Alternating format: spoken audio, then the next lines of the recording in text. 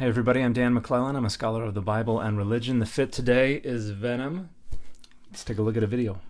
I'm here now to debunk Christianity in less than a minute. And to do so, good luck with that. All right, let's see it.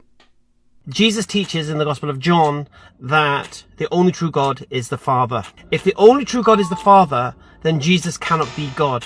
Therefore, Jesus debunks Christianity in less than a minute. So this creator does raise an important point. Jesus refers to the Father, the person of the Father, as coterminous, as isometric with the only true God, and then distinguishes Jesus Christ as the one the Father has sent.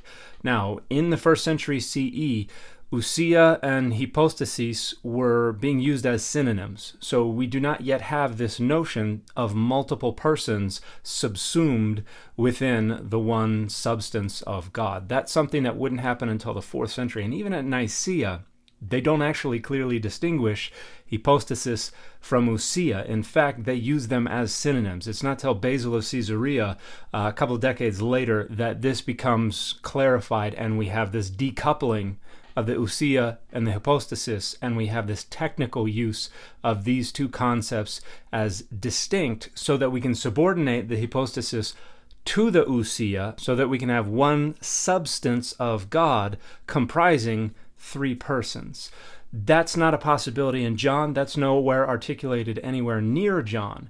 And so to say Jesus is a different person from the Father within that same one true God is not a plausible reconstruction of the sense of John 17:3. Jesus is explicitly distinguishing himself from the one true God, from the ousia as well as the hypostasis of the one true God, at least based on the available data. The only alternative is to insist that the concepts that were later developed and later decoupled and later formalized as technical terminology existed in the 1st century CE.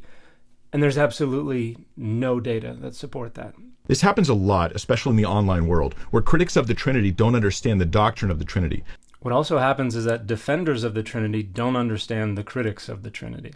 Jesus does in fact say this, at least say that the Father is the only true God. But what does this prove? This proves that Jesus is not a different God than the Father. This is the nature of the doctrine of the Trinity that many people don't understand. We're not saying Jesus is a separate God, but Jesus is the only God. We're saying that there's one God in three persons, not that there are three gods. So I'd like to thank Hamzas Den for pointing out why Jesus is not a different God, but is in fact the only true God.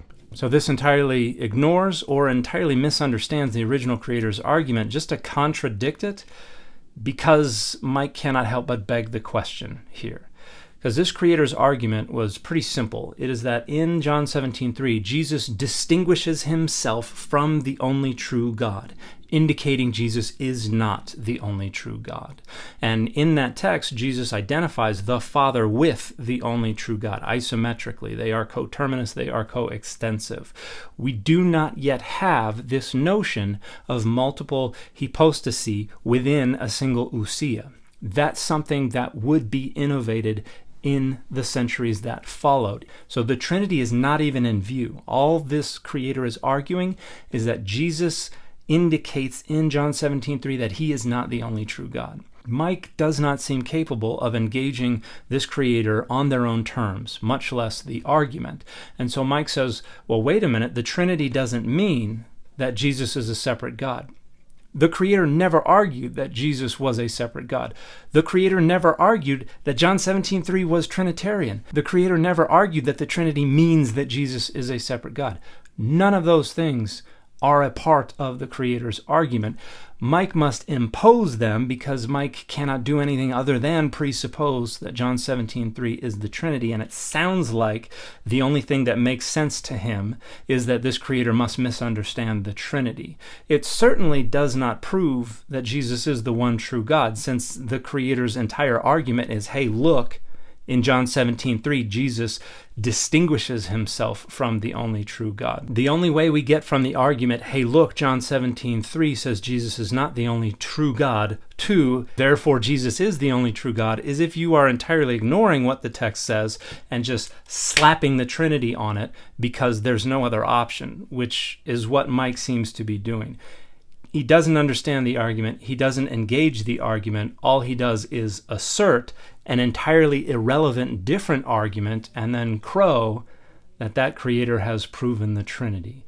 And that's just laughably misguided.